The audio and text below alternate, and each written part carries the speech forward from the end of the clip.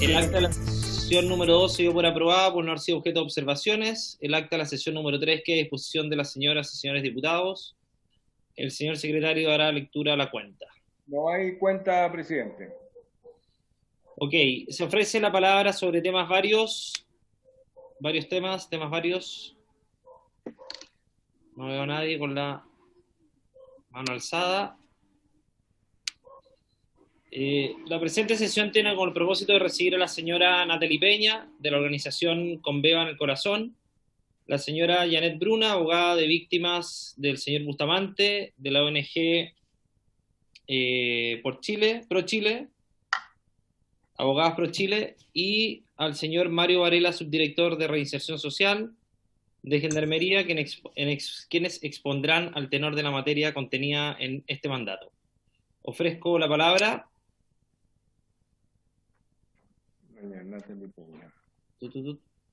Ya, seguimos. Bueno, vamos a partir con las palabras. Primero voy a dejar con la palabra al subdirector de Reinserción Social de Gendarmería, Mario Varela. Creo que por ahí estaba, no, estaba el director de Gendarmería, que se nos iba a unir en un ratito, pero dejo con la palabra a Mario Varela, que fue invitado a esta sesión para que nos exponga acerca de cómo funciona todo lo que tiene que ver con reinserción social dentro de los centros penitenciarios. Tiene la palabra Mario. Gracias, señor presidente. Buenas tardes a los honorables diputados, miembros de la comisión y a todos los demás asistentes. Bueno, en esta ocasión, si nos permite, hemos hecho una pequeña presentación en PowerPoint que nos gustaría compartir. Está habilitado el sistema, presidente. Adelante, don Mario. Muchas gracias.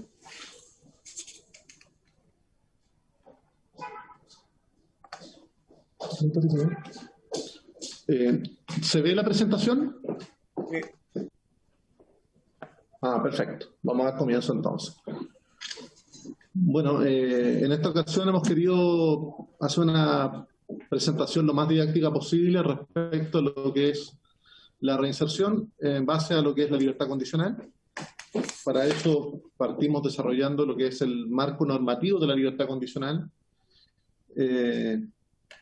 partiendo por el decreto ley 321, que es el que establece el beneficio de la libertad condicional, sus requisitos para postulación, temas generales, revocación y otros elementos. Posteriormente tenemos como norma de menor jerarquía el decreto Supremo 338, que aprueba el reglamento de libertad condicional y que en definitiva desarrolla lo que es el sistema de la libertad condicional, los requisitos del delegado de libertad condicional y los programas que se deben desarrollar. Y posteriormente tenemos como última norma de carácter general la resolución exenta número 364 del 19 de marzo del 2021, emitida por el señor Ministro de Justicia y Derechos Humanos, que aprueba las normas técnicas sobre libertad condicional y que se relacionan directamente con lo que es la supervisión de la libertad condicional. Bueno, los requisitos para la postulación de la libertad condicional básicamente son haber cumplido con la mitad de la condena o los tiempos establecidos en el artículo 3 y 3 bis y 3 ter del decreto ley 321, haber observado conducta intachable, entendiéndose por conducta intachable aquella que se obtenga como nota muy buena en los últimos 4 bimestres anteriores a la postulación, eso en términos generales, y contar con un informe de postulación psicosocial elaborado por un equipo profesional del área técnica de Gendarmería de Chile que permita orientar sobre los factores de riesgo de reincidencia con el fin de conocer sus posibilidades de reinsertarse adecuadamente en la sociedad. En dicho informe, además, se deberá contener los antecedentes sociales y las características de personalidad de la persona condenada, que den cuenta de la conciencia y la gravedad del delito, el mal que éste causa y de su rechazo explícito a tales delitos. Elaboración del informe de postulación psicosocial. El informe de postulación psicosocial, nosotros como Subdirección de Reinserción Social, a través del oficio circular 55 del 11 de febrero de 2021, se puso a disposición el nuevo formato para elaboración del informe de postulación psicosocial, el que obviamente está en plena armonía con lo que es el decreto 321, modificado por la 21.124, su reglamento aprobado por el decreto sumario 338 y las orientaciones técnicas contenidas en la resolución exenta 364 del Ministerio de Justicia. Para esto desarrollamos dos formatos, uno que es el formato para todos los postulantes en general, y un segundo formato que tiene algunas diferencias en cuanto a los campos que se requieren para los postulantes del artículo 3º ter, entiéndase mujeres que cumplen con los criterios de ser mujeres embarazadas o con hijos menores de 3 años. En cuanto al informe psicosocial, el artículo 14 del decreto supremo 338 regula explícitamente cuáles son los requisitos técnicos que debe contener a lo menos el informe de postulación psicosocial.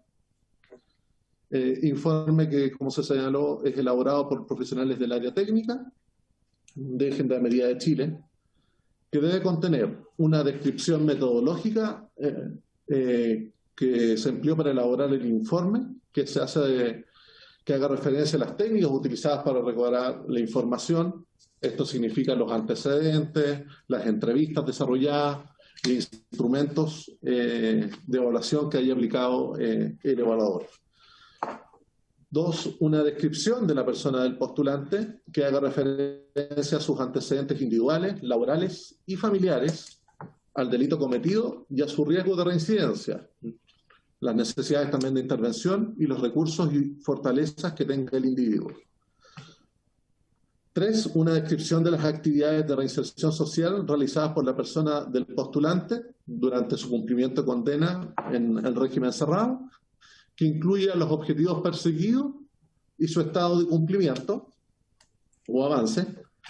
Posteriormente, 4, un análisis global del proceso de reinserción que explique de una manera un poco más integral cómo se vinculan las necesidades de intervención, los recursos y fortalezas visualizadas en el postulante. 5, las sugerencias de actividades programadas que podrían apoyar el proceso de reinserción del postulante. Y por último, las expectativas de la persona postulante que tiene respecto a su proceso de reinserción en el medio libre. Cuando nos señalamos que es elaborado por un equipo profesional de Gendarmería, ¿a qué nos referimos? Bueno, este equipo profesional está compuesto por la Jefatura Técnica Local y los profesionales de las unidades técnicas locales. La Jefatura Técnica Local debe contar a lo menos con formación en las siguientes áreas: en la teoría criminológica, conocimientos relacionados con la entrevista forense, con la aplicación práctica del modelo RNR y entrenamiento en el uso del inventario para la gestión de casos o intervención denominado IGI. Respecto a los profesionales de la unidad técnica, solo pueden ser designados para elaborar estos informes profesionales, valga la redundancia, profesionales del ámbito de la psicología, terapeutas ocupacionales, trabajadores sociales o asistentes sociales. Ahora, para la aplicación del instrumento PCLR, que permite diagnosticar la psicopatía, o el RCDP en el caso de los delitos sexuales, tendrán que ser psicólogos debidamente capacitados en estos instrumentos.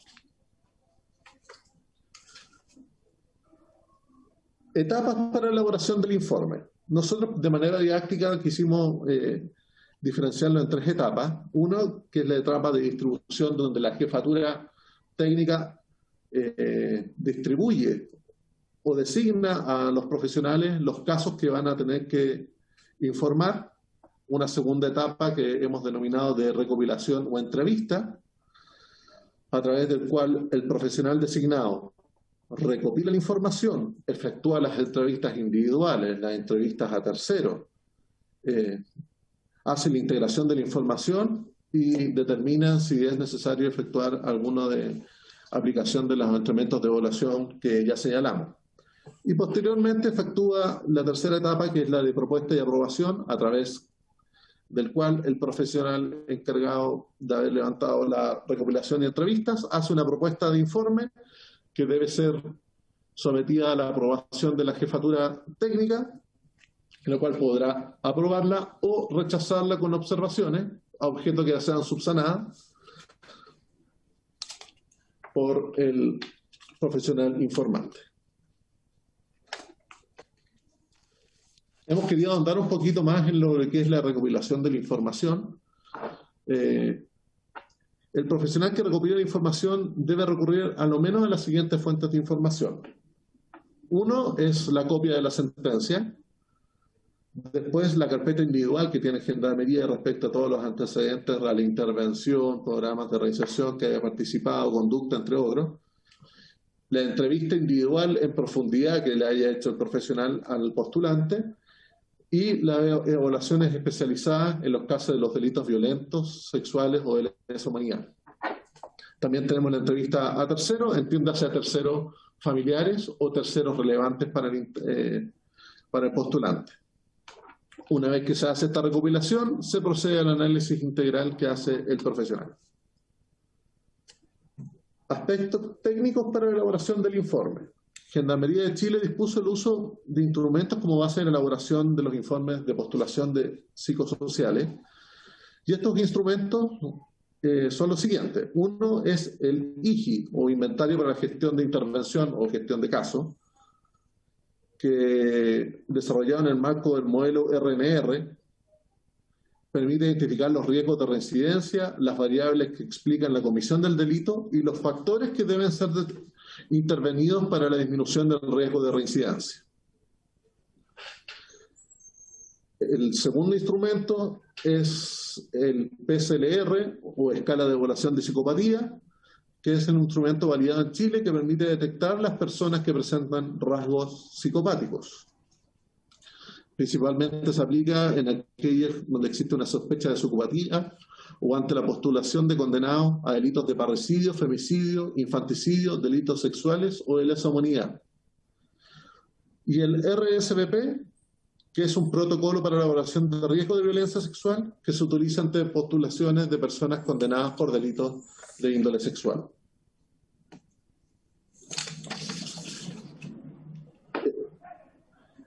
¿Cuál es el estado de formación del recurso profesional que dispone Gendarmería? Actualmente los profesionales de las áreas técnicas que tenemos para el desarrollo de estos informes de postulación son 322, de los cuales 235 se encuentran capacitados en el modelo RNR, Riesgo, Necesidad y Responsabilidad, y en el IGI, Instrumento de Gestión de Casos. 117 se encuentran capacitados y debidamente formados para la aplicación del PSLR y 129 para el instrumento RCBP.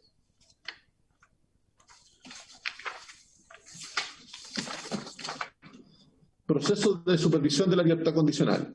Yo creo que esto es uno de los elementos más relevantes y quizá más novedosos que se integran con la modificación de la ley 21.124, del paso de un control administrativo a una supervisión técnica durante toda la vigencia de la libertad condicional. Bueno, para explicar un poco y entender este proceso, entendemos que en los informes de Gendarmería de Chile se remiten a las comisiones de libertad condicional el primer día hábil del mes de abril u octubre, según corresponda al semestre de postulación.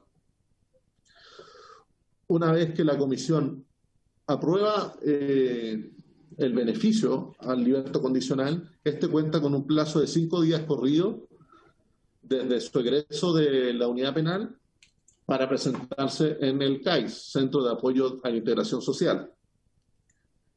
En los 3 siguientes días hábiles a su presentación al CAIS se deberá ir nuevamente para que se le designe un delegado de libertad condicional, el cual tiene un plazo de 45 días hábiles para la elaboración del correspondiente plan de intervención individual.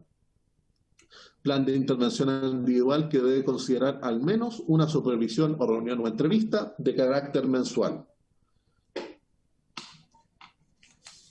hasta el momento del egreso o término de su periodo del beneficio de libertad condicional. Características y requisitos que debe reunir este nuevo profesional denominado delegado de libertad condicional. Bueno, conforme al Decreto Supremo 338, el delegado de libertad condicional debe poseer un título profesional de una carrera de a lo menos 10 semestres del área de las ciencias sociales, otorgado por una universidad o institución de educación superior.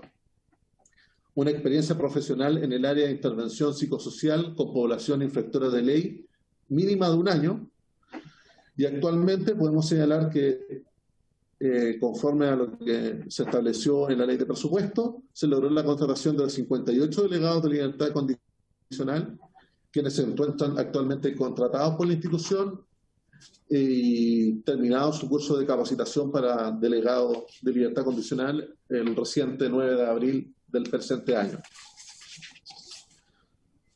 Ahora, ¿cómo es la evaluación y el diseño del plan de intervención individual? Como señalamos en algún momento, se procede por parte del delegado de libertad condicional a la revisión del expediente individual que posee en el sistema cerrado. Se efectúa la ronda de entrevistas de carácter individual y a los terceros familiares o representativos del libertad condicional. Se efectúa una visita domiciliaria. Posteriormente se evalúa la necesidad de actualizar los instrumentos aplicados, ya sea el PSLR, el RCBP o el IGI. Cada uno de ellos tiene una vigencia o una duración o plazo de caducidad distinto. Después de efectuar ese análisis, hace una integración de la información, se definen las actividades que se van a abordar para atender la necesidad o sus factores de riesgo de reincidencia, los objetivos que se tratan de cumplir con el plan y la intensidad de la supervisión. Posteriormente se revisa el plan de intervención individual con la persona beneficiada con la libertad condicional, y acá el delegado de libertad condicional deberá motivar al libertad condicional para que entienda la importancia del cumplimiento y de este plan de intervención, las consecuencias de no cumplirlo, y motivarlo en cuanto a las conductas que deberá desplegar para dar cumplimiento a este referido plan. Posteriormente, el plan de intervención individual se somete a la aprobación del Consejo Técnico de la Unidad Penal, para posteriormente, una vez aprobado, proceder a su ejecución y supervisión del plan. Nosotros ahora ya explicamos cómo es el proceso o el cronograma del diseño y evaluación del plan de intervención, pero lo importante también es entender cuál es el contenido y qué es lo que se analiza en el plan de intervención. En el proceso de evaluación lo que se busca es determinar cuáles son los factores de riesgo generales y específicos, los factores protectores, los recursos que se cuentan y las expectativas del libertad condicional una vez que acceda al medio libre. Y para esto, el diseño del plan de intervención individual deberá tratar de satisfacer las necesidades de intervención especializada, las necesidades de integración social, la capacidad o adherencia a la norma y la capacidad de respuesta o responsividad, y la intensidad de la supervisión. Supervisión de la libertad condicional. Bueno, el objetivo de esta supervisión que debe efectuar el delegado de libertad condicional es dar cumplimiento a las condiciones impuestas en la libertad condicional o plan de intervención individual, y asimismo disminuir la probabilidad de reincidencia y promover la integración social del individuo. Dentro de las actividades que conforman la supervisión del libertad condicional o de la libertad condicional, la podemos subdividir en dos aristas. Uno, que es el control del cumplimiento de las condiciones impuestas en la libertad condicional, en definitiva un control, como se señaló, a lo menos de una vez al mes, con entrevistas presenciales o con otra modalidad, para objeto de verificar su cumplimiento, su adhesión al plan de intervención, que efectivamente se mantenga en el domicilio que señaló, que las circunstancias que alguna vez indicó se mantengan o si variaron, adecuar el plan, etcétera. Y las otras que tienen que ver con facilitar el proceso de reinserción social, que la definimos uno como la consejería, que es el que tiene por objeto informar u orientar al liberto condicional respecto a aquellas situaciones inminentes que se presentan durante el desarrollo del plan de intervención individual a objeto de poder apoyar y brindar la colaboración adecuada al liberto condicional ante las circunstancias no consideradas y que se puedan ir dando durante el transcurso de la ejecución del plan de intervención individual. La intervención especializada, que en definitiva tiene por objeto satisfacer las necesidades de intervención, ya sea de carácter individual o conforme a los programas que tenga Gendarmería, con el objeto de disminuir los factores que puedan incidir en su reincidencia. Y la derivación de la red como el constructo para asistir a la persona, generando las oportunidades para promover la reinserción social en el medio libre.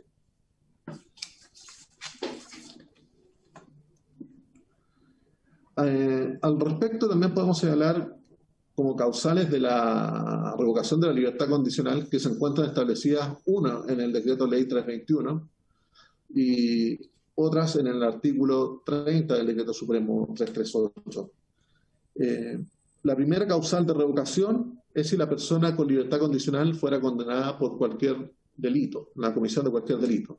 Es importante entender que entonces la revocación va a ser solamente si la persona es condenada, no por la comisión del delito, si es condenada por la comisión del delito. La segunda causal es el incumplimiento de las condiciones establecidas en su plan de intervención individual sin justificación suficiente.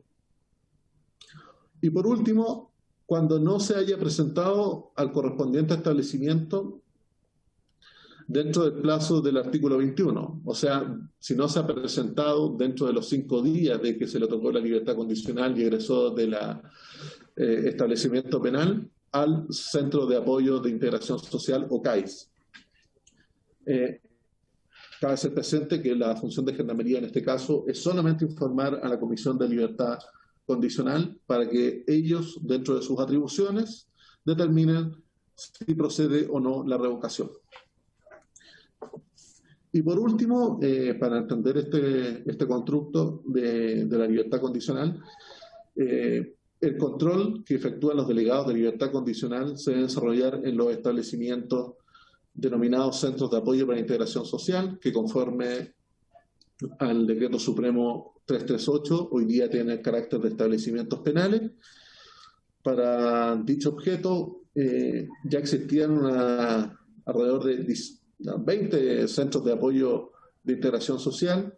Actualmente se encuentran en construcción o en fase de tramitación el CAIS de Copiapó y el CAIS de Chillán, que actuarán o funcionarán en el intertanto como anexos del CRS conforme a la normativa vigente que autoriza a los CRS, en los casos en que no exista un CAIS cercano, a efectuar el control. Esa es nuestra presentación respecto a lo requerido por la Comisión de Especial Investigadora.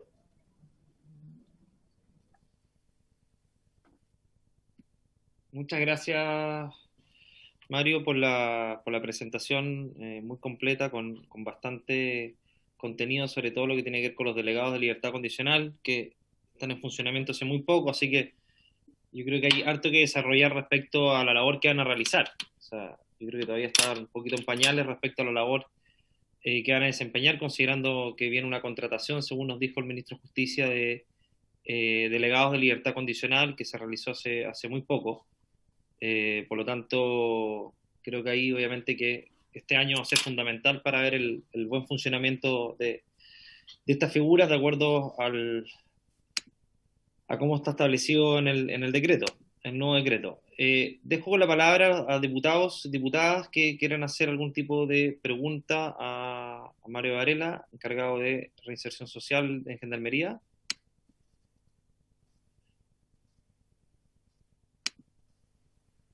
Ya, yo voy a hacer un par de preguntas, Mario. Primero tiene que ver con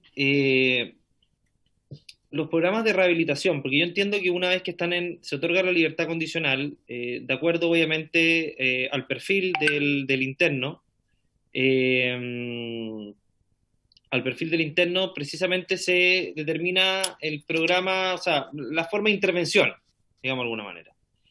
Y en ese sentido, cuando hablamos, por ejemplo, de agresores sexuales, eh, existe un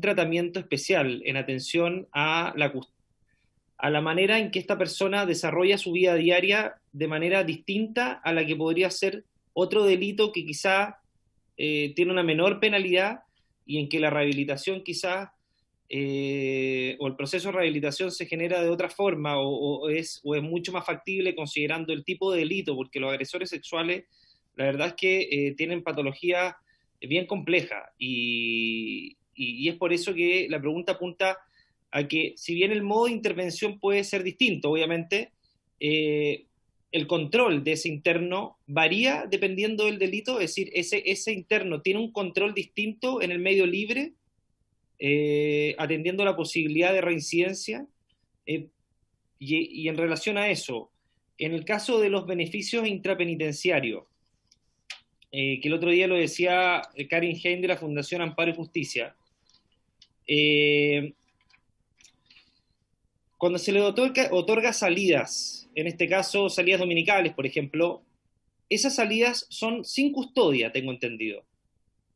Eh, entonces, ahí eso es particularmente delicado, porque estamos hablando de agresores sexuales. Entonces, cuando no hay una libertad condicional de por medio, y otorgar una salida al medio libre a un agresor sexual tiene una doble complejidad, porque primero no ha pasado por un proceso de libertad condicional por una comisión, y queda entregado al criterio, en este caso de Gendarmería, de acuerdo a los informes psicosociales que se le otorgan en el establecimiento penitenciario. Entonces, por un lado está la libertad condicional, que tiene un delegado que de alguna manera puede supervisar, pero ¿existe alguna figura en el beneficio intrapenitenciario que le haga un seguimiento al interno en el medio libre, como podría existir con el delegado de libertad condicional?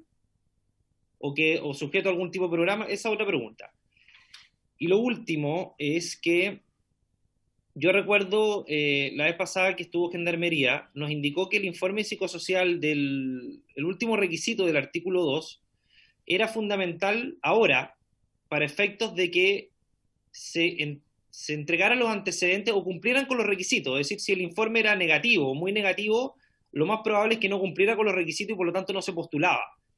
Yo no sé si entendí bien o mal ahí, pero yo entendí que no se postulaba entonces la Comisión de Libertad Condicional. Bueno, se postula.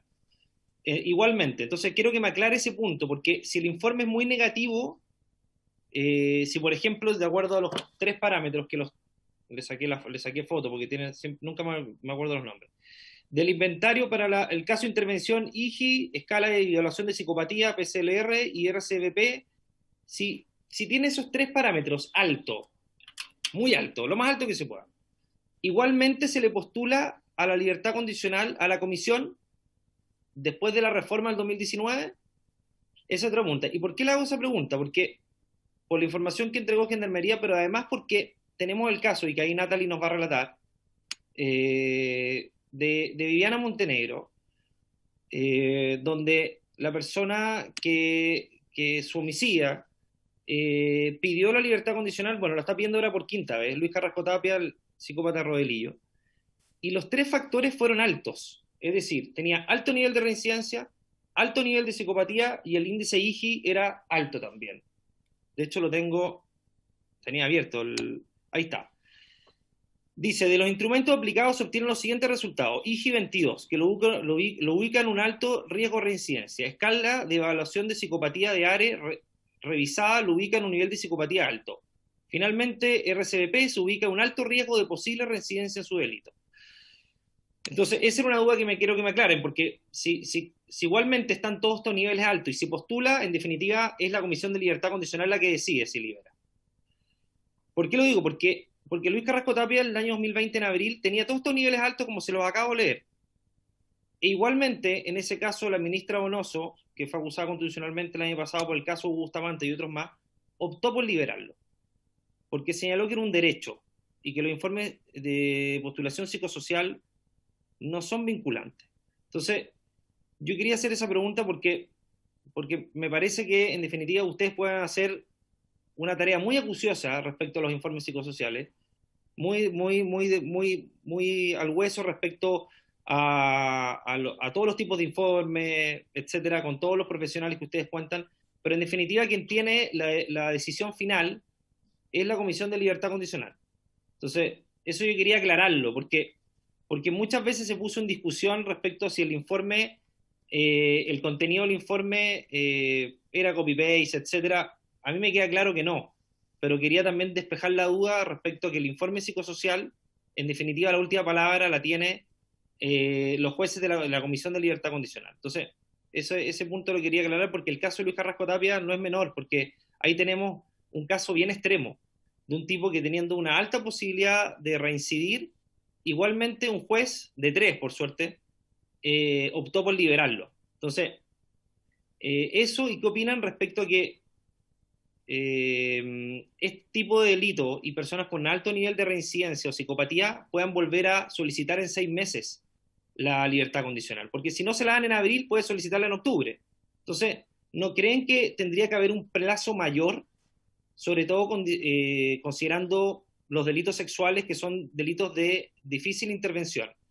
Y perdón, pero me extendí, pero lo último es que en parte de ese fallo de amparo dice que no ha tenido intervención especializada en delitos sexuales, que es una situación que depende directamente de Gendarmería.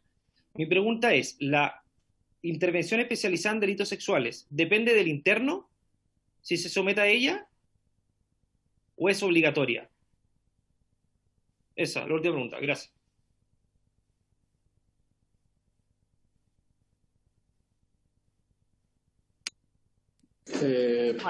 Gracias, señor presidente. Voy a tratar de abordar todas las preguntas, fueron bastantes, pero yo creo que me puede ayudar si es que me paso alguna por alto para poder abordarla.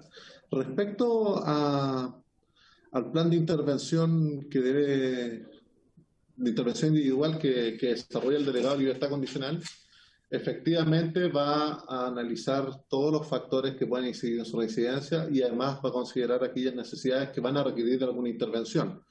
Ahora, esa intervención, como se señala, es para el caso particular o del individuo, por tanto tiene que satisfacer esas necesidades propias, ya sea de carácter individual o conforme al programa, a los programas que Gendarmería tiene al respecto. Y por tanto, si posee un alto nivel de riesgo y dependiendo de las figuras delictuales a las que haya estado condenado, el plan de intervención va a ser distinto, porque va a considerar, en algunos casos, efectivamente, una supervisión mucho más frecuente. Así, por ejemplo, en delitos comunes, si una persona está condenada a un delito que es de alto riesgo, o mejor dicho, a un delito y tiene una valoración del riesgo muy alto, va a estar en el ámbito de la supervisión con la máxima supervisión que la resolución exenta 364 establece, o sea, una supervisión de carácter semanal. Si representa menor riesgo, podrá ser quincenal o una vez al mes, que es el mínimo que establece hoy día el DS 338.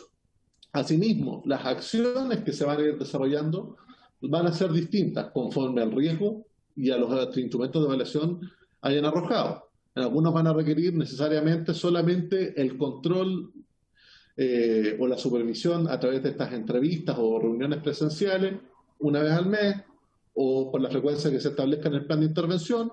Algunas considerarán, además de ese control, acciones de intervención determinada o la adscripción a un programa o un desarrollo individual. Y asimismo, dependiendo también de las necesidades de intervención, la derivación a la red eh, a la red pública para satisfacer otro tipo de necesidades que no estén satisfechas. Gendarmería en el sistema cerrado sí tiene programas abocados al tratamiento de los ofensores sexuales. Y en el ámbito de la libertad condicional, también en el 364 establece ciertos elementos que deben considerarse en el programa de intervención individual en el caso de los ofensores sexuales. Entonces, obviamente la oferta que nosotros desarrollamos, que está contenida en el plan de intervención individual, se tiene que enfocar, obviamente, en el perfil del sujeto, en los delitos que haya cometido y en su nivel de riesgo, tanto para la supervisión como el desarrollo de los planes de intervención. No sé si con eso respondo la primera pregunta, señor presidente. La segunda pregunta, ¿cuál era la segunda? Beneficios intrapenitenciarios, porque se entregan antes que la LICO. Bueno, los beneficios interpenitenciarios, ¿por qué se entregan antes de la libertad condicional? Bueno, porque el modelo o como se está planteando la reinserción social es que sea de carácter progresivo el acceso al medio libre. Por tanto, entendiendo que el cumplimiento de ciertos estándares de intervención o programas de intervención, conforme a su riesgo, podrían llegar a acceder paulatinamente al medio libre hasta un estado de avance que le permita el día de mañana postular a la libertad condicional y su otorgamiento, si así la Comisión de Libertad Condicional lo estima pertinente. Y Perdón, Mario, una precisión. ¿sí? Una pregunta era con respecto a los que reciben beneficio intrapenitenciario, ¿Sí? alguna salida al medio libre y cometieron algún delito sexual. Si tienen algún tipo de supervisión en esa salida al medio libre, como sí lo tienen respecto a la libertad condicional. Actualmente no. Ya. Independiente de la inscripción a programas respecto a ofensores sexuales que tengan el sistema cerrado. Claro, lo que pasa es que ahí hay un tema, porque si el agresor sexual no ha recibido el beneficio de la libertad condicional y los beneficios van en ascenso, entendiendo que el máximo beneficio es la libertad condicional que otorga la comisión. Y el beneficio intrapenitenciario debería ser un término intermedio. Uno entendería que si sale al medio libre tiene que tener algún tipo de vigilancia, porque si tiene una salida el fin de semana, por ejemplo, no es lo mismo que si está en libertad condicional en que va a haber un delegado. Uno entiende que las salidas son los 7 días a la semana, pero el temor es que saliendo esos pocos días, la persona no esté efectivamente rehabilitada para estar en el medio libre o tenga algún grado de psicopatía. Lo digo directamente porque muchas veces ha pasado de que esta persona quizás está en el medio libre, no está rehabilitado, no hay un delegado, goza un beneficio interpenitenciario y además el familiar de las víctimas o las víctimas directamente no tienen información de esto. Nos pasó en Talca, creo que fue Talca, con un violador asesino de un menor de edad, en que los familiares se encontraron de frente con él al estar gozando un beneficio intrapenitenciario. Entonces, yo no sé, y la pregunta iba por ahí. O sea, cuando se otorga el beneficio intrapenitenciario, solamente se sale, por ejemplo, un fin de semana, pero no hay ningún tipo de supervisión y después el interno vuelve al recinto penitenciario. Eso es. Y sigue con su programa en el recinto penitenciario, si se está sometiendo uno. ¿Eso es?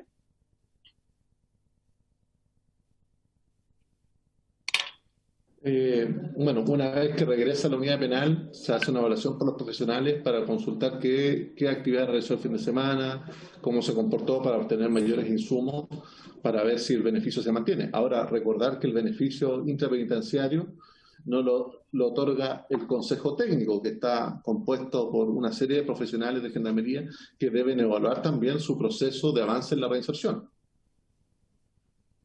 Por tanto, es más allá de cumplir ciertos requisitos. Hay una ponderación si la persona está efectivamente en condiciones para acceder al medio libre. Es como por guardar las proporciones, es como una mini comisión de libertad condicional. con la diferencia de de la Comisión de Libertad Condicional, que acá está compuesto por un equipo multidisciplinario, sobre todo en el ámbito de las ciencias sociales. Está el área técnica de Gendarmería, está los funcionarios uniformados de régimen interno, también está el jefe de la unidad. Entonces, es un equipo multidisciplinario que va a ver tanto en los temas de reinserción, su comportamiento, el delito y la condena a la que está obviamente adscrito. Sí, Pero Mario, y lo último con respecto a eso, ¿hay intervención especializada en delitos sexuales en el caso de los internos condenados por este tipo de delitos? hay programas para ofensores sexuales. Ya, ¿y este es voluntario? Todo lo que tiene que ver con reinserción, la reinserción es voluntaria. Sí, sí, sí, yo lo tenía claro, pero quería ratificar porque como en el fallo de Carrasco Tapia sale que, cito, no ha tenido intervención especializada en delitos sexuales y es una situación que depende directamente de Gendarmería, por lo que no puede ser usado en contra del amparado. A mí me parece, por lo menos, es un fallo, pero a mí me parece sorprendente porque como es voluntario, uno entiende que si no se somete voluntariamente es porque no tiene intención de rehabilitarse, o por lo menos no hay voluntad de aquello. Y eso sale en el voto de minoría de la ministra Donoso a propósito de Luz Carrasco Tapia. Para finalizar, Mario, en el caso que un beneficio penitenciario sea revocado, igualmente esta persona podría estar en condiciones de postular a la libertad condicional. O sea, no hay diferencia que se haya revocado o no un beneficio intrapenitenciario para efectos de cumplir con los requisitos del artículo 2. ¿O eso le afecta o afecta eso directamente en la conducta? Bueno, es que para otorgar un beneficio independenciario, uno de los elementos a considerar es la conducta. Así que me imagino Claro. que para la revocación del beneficio independenciario tiene que haber una modificación de las circunstancias en las cuales se entregó. Y una de esas sería o la comisión de un nuevo delito, por ejemplo, o algo que haya afectado su conducta. Y por tanto, eso afectaría su futura postulación a libertad condicional. Gracias, Mario. Muchas gracias. ¿Alguien más, algún diputado o diputada que quiera hacer una consulta al subdirector? Ya. Vamos a dejar con la palabra a la abogada Janet Bruna, siempre me equivoco, de la ONG Pro Chile, ¿no es cierto? O por Chile. Hola, buenas tardes de la ONG Abogadas Pro Chile, Abogadas y Profesionales por Chile. Eso. Eso es, Janet, te dejo la palabra. Iba a perfecto. hacer la presentación, pero por honor al tiempo prefiero que la Sí. hagas tú para poder optimizar de mejor manera. Bueno, yo soy Janet Bruna, directora de la ONG Abogadas Pro Chile, un voluntariado de abogadas y de profesionales con los que hemos podido desde el 2014 presentar proyectos de ley, de propuestas de políticas públicas y además acompañar por sobre todo a las víctimas de delito y también a menores ingresados al SENAME. Primero que todo, dar las gracias una vez más a la Cámara de Diputados y particularmente a Andrés Longton y a todos quienes iniciaron esta comisión de investigación para las libertades condicionales, porque es primera vez que las víctimas de delitos violentos, de delitos vulneradores de su indemnidad sexual, se sienten escuchadas.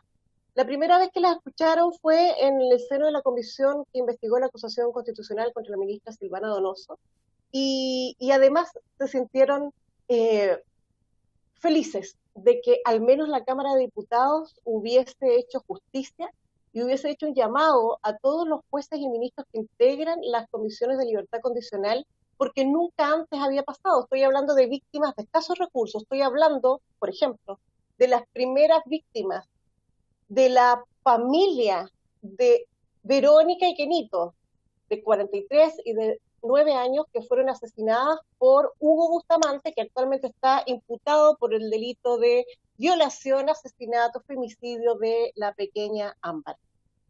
Entonces, cuando nosotros trabajamos con víctimas, tenemos la claridad de que si no tienen recursos, no tienen abogados para defenderse, porque el Estado no les había colocado, no coloca abogados para las víctimas, y se tienen que sentar frente a su violador o al asesino de su familia, que sí tiene abogado pagado por el Estado. Y eso ya es una primera vulneración a las víctimas. Entonces, cuando nosotros somos citadas acá para hablar en representación de las víctimas, particularmente en este caso de las víctimas, de las familias, las víctimas de Hugo Bustamante que fueron asesinadas, y quienes vieron interrumpido su duelo en 2016 cuando la Comisión de Libertad Condicional de Valparaíso decidió darle la libertad condicional a Hugo Bustamante, pese a que Gendarmería había recomendado y había hecho un informe contundente en relación a que no procedía, que no era una persona que pudiera reinsertarse. Y en ese camino, luego, Ámbar se cruza en el camino de este hombre que no debió haber sido liberado y, en definitiva, termina pagando el costo de su vida. ¿Cuál fue la explicación en ese momento de la ministra que todos conocemos, de la ministra que presidió esa Comisión de Libertad Condicional, que en definitiva eran bienvenidas las libertades condicionales? Y esto se debe a que existe una crítica que todos conocemos respecto de las falencias del sistema carcelario. ¿Pero es correcto que las falencias del sistema carcelario la paguen las víctimas? ¿Es correcto que las personas más vulnerables, niños, niñas, adolescentes, mujeres, adultos mayores, paguen las consecuencias de que el Estado no sea capaz de tener cárceles en que se respeten los derechos humanos de los reos? Porque en definitiva, parece ser que en la explicación que dan los ministros de las comisiones, parece ser que liberar personas condenadas fuera la solución para la ineficiencia del sistema carcelario, y ustedes entenderán que eso no tiene ninguna lógica. Entonces, ¿qué pasa? Se crea la comisión, ¿verdad? Ahora esta comisión investigadora que tiene por objeto investigar, según lo dice el oficio, si el Ministerio de Justicia da protección a niñas, niños y adolescentes institucionalizados. En esa primera investigación debemos recordar que la PDI hizo un informe el 2018, entregó un informe donde dijo que 6.500 niños estaban institucionalizados en el Sename y los hogares dependientes del Sename, en el 100% de los hogares dependientes del Sename se habían cometido violaciones de los derechos humanos de los niños y en un gran porcentaje eran abusos sexuales. En un 88% se habían vulnerado en los hogares privados dependientes también del Sename. Entonces, la realidad de las personas, de los niños, niñas y adolescentes institucionalizados, y no estoy hablando de los infractores de ley solamente, estoy hablando de los niños a quienes el Estado les juró protección cuando los salvó de sus casas en que eran violentados. Esos niños han sido vulnerados, han sido violados, han recibido o sido objeto de trata sexual de niños, como pasó en Arica. Ese informe lo tiene la Cámara de Diputados. Y entonces, ustedes tienen la misión de investigar qué puede hacer el Ministerio de Justicia para resarcir esto, qué puede hacer la Subsecretaría de la Niñez para resarcir esto, pero ¿y qué hace el Poder Judicial? El Poder Judicial tiene que visitar en los tribunales de familia a lo menos 2 veces estos hogares, y nunca había detectado toda esta serie, insisto, de 240 hogares. En los 240 hogares la PDI determinó que se habían cometido vulneraciones a los derechos humanos de los niños, niñas y adolescentes. Y aquí entonces vuelve a saltar el Poder Judicial como uno de los focos de los problemas que ustedes están encargados de investigar, afortunadamente para las víctimas. El otro punto señala que el Ministerio de Justicia, a través de Gendarmería, tiene que determinar cómo se elaboran los informes, los recursos que se cuentan para esos informes, profesionales que intervendrán, cómo mejorar el sistema y la responsabilidad del ministerio, del ministro respecto a la dictación del reglamento que ya se dictó. ¿Qué les puedo decir yo al respecto? Les coloco un ejemplo. Cuando los niños crecen institucionalizados en el Sename, a los 18 años salen a la nada. ¿Qué reinserción social le damos a los niños institucionalizados en el Sename? No existe la capacidad del Estado para reinsertar a niños que no han cometido ningún delito, sino que sufrieron la desgracia de nacer en una familia vulneradora y tuvieron la desgracia de no lograr ser adoptados a tiempo para no crecer institucionalizados. ¿Reinsertamos a esos niños, niñas y adolescentes o a los 18 años les pegamos una patada en el trasero, como dice la abuela, y los mandamos a la calle a que ellos sobrevivan? Si no somos capaces de reinsertar a niños, niñas y adolescentes, ¿con qué pretexto vamos a señalar que sí somos capaces de reinsertar a condenados, rematados, asesinos, parricidas que han cometido homicidios calificados? Díganme ustedes, ¿existe una lógica? Seamos sinceros, no existe la capacidad de reinserción. Ojalá pudiésemos decir que podemos hacerlo, pero hoy día no se puede. Porque si pudiéramos hacerlo, le insisto, ya habríamos reinsertado a los niños que salen, que crecen institucionalizados en el Sename. Entonces, acá el foco es, por supuesto, las políticas públicas y legislativas han avanzado en relación a 20 años atrás, pero el día de hoy tenemos que sincerar también cuáles son las herramientas reales con las que contamos para no tener un poder judicial sacando reos de las cárceles porque creen que las cárceles son vulneradoras de sus derechos. Porque ¿saben qué pasa con las víctimas? Las víctimas sienten que sus victimarios, a los ojos de los jueces de garantía, a los ojos de los jueces, como la señora Silvana Donoso, son, en definitiva, los victimarios se transforman en víctimas. ¿Y en dónde quedan las víctimas? No existen. No existen. Cuando acá recién Gendarmería nos explicaba que no es tutelado, que las víctimas, y recién Andrés Longton decía, el señor presidente de la comisión, que se encuentran en la calle con alguien que pensaban que estaba en la cárcel. ¿Y por qué? Por ejemplo, en el CTE de Valparaíso, esto es el centro de trabajo que tiene en la ruta La Pólvora, hay una persona que cometió homicidio calificado y parricidio. Y esa persona que fue condenado a presidio perpetuo más 15 años y un día, recibió el beneficio y tiene beneficios de salir trimestralmente sin ningún tipo de libertad. ¿Y qué pasa con la familia? La víctima se entera porque lo ve en la calle. Entonces, estimados quienes están pendientes de esta exposición, lo que yo puedo decirles es que acá, cuando ustedes investiguen y en el curso de su investigación, la primera solicitud que les hago como representante de estas y otras víctimas es que pongan el foco en las víctimas, en las verdaderas víctimas. Los reos no son víctimas. Los reos son los victimarios. Es sabido y los estudios internacionales han demostrado que los pedófilos no se rehabilitan. Háganse una pregunta. Si hoy día, con todo lo que dijo Gendarmería recién en su exposición, hubiesen existido el delegado de libertad condicional, ¿acaso Bustamante no se habría cruzado en el camino de Ámbar? ¿Acaso habríamos tenido la capacidad como Estado de liberar a Ámbar de que la violaran y asesinaran? No, ¿por qué? Porque los pedófilos no se rehabilitan. Entonces, acá tiene que ver el sentido de urgencia de mirar y de escuchar a las víctimas. Esto no quiere decir que no se vele por los derechos humanos de quienes están en la cárcel, pero el punto es que deben seguir en la cárcel si queremos proteger a las niñas, niños y adolescentes en el futuro. ¿Por qué? Porque los niños vulnerables son los que sufren esto. Las mujeres vulnerables son las que se ven expuestas a todo este tipo de situaciones de cruzarse en el camino de personas como Hugo Bustamante. Entonces, acá el llamado, sinceramente, es a investigar. Estamos de acuerdo. Las facultades de ustedes como diputados llegan hasta el Poder Ejecutivo. Pero los invito a volver a llamar. Ustedes tienen todas las facultades según el oficio que da inicio a esta comisión investigadora.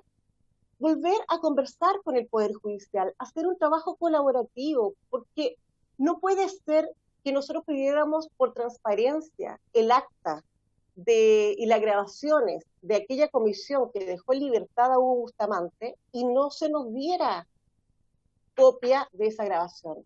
No puede ser que tuviéramos acceso a la verdad de cómo ocurrieron los hechos en esa comisión solo recién cuando las relatoras, abogadas y actuales juezas de esa comisión contaron la verdadera ocurrencia de los hechos ante la comisión investigadora que estuvo a cargo de la acusación constitucional de la ministra Donoso.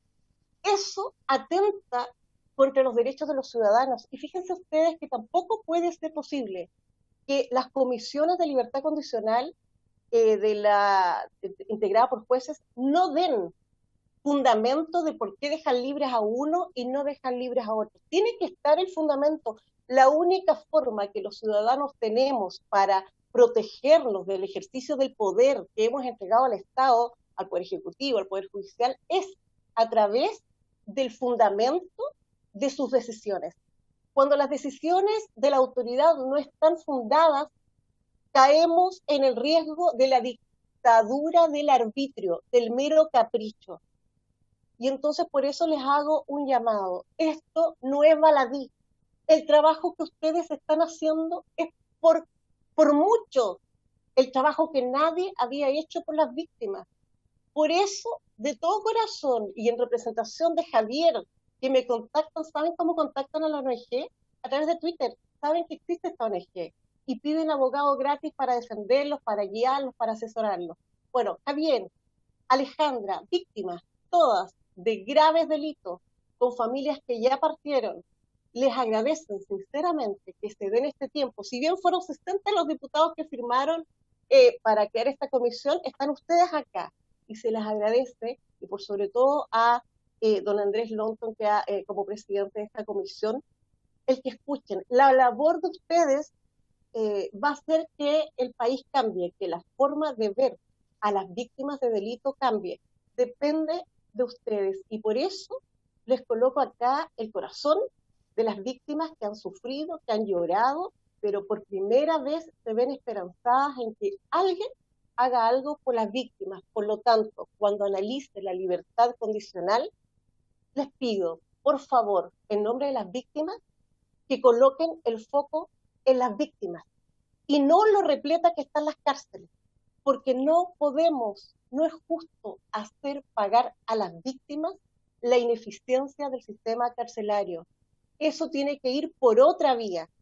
No podemos mandar a las víctimas al matadero. No podemos hacer que las víctimas se enteren de que su victimario salió libre porque vieron la foto en las noticias. El sistema debe cambiar. La libertad condicional debe incorporar a las víctimas dentro de su tramitación. Los beneficios intercarcelarios deben incorporar a las víctimas dentro de su tramitación, aunque sea, estimadas diputadas y diputados, aunque sea para que tomen conocimiento de que esa persona que mató a su abuelo, mató a su padre, violó a su hermana y la mató, va a estar libre. Aunque sea para cambiar la ruta y no encontrarme con esa persona. Al menos por la más mínima consideración de la dignidad de las víctimas, debiera este trabajo tender a mirarlas a ellas, a ponerlas a ellas, y por eso siempre hemos dicho, las víctimas deben estar primero. Así es que, en resumen, yo les diría que cómo mejorar el sistema de libertad condicional es reconociendo cuál es nuestra realidad. Tenemos graves falencias en la protección de los derechos de las víctimas, tenemos graves falencias en la legislación porque todavía no se crea una víctima verdadera, un abogado de las víctimas que no tienen recursos, está recién partiendo el proyecto de ley. Estamos en desequilibrio con las víctimas porque no son escuchadas, ni siquiera notificadas cuando este abril pidieron más de 500 personas, pidieron la libertad condicional. Las víctimas saben quiénes son esas 500 personas. ¿Estará mi violador o el asesino de mi padre entre esas víctimas pidiéndolo? ¿Se enteran? No se enteran.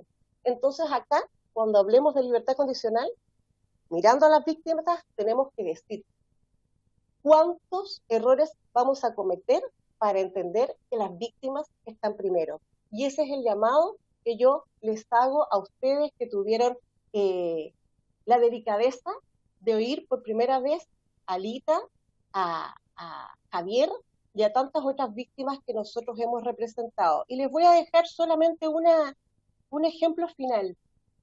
Nosotros defendemos a una pequeña que fue violada por su padre, Marino, que fue un caso conocido a nivel nacional. Y esa pequeña... No se escucha nada. ¿Ahí? No, sí. ¿Ahí se escucha? Escucha, Janet, parece que Eduardo debe tener un problema con el audio. Porque los Perfecto. demás... Hace tiempo.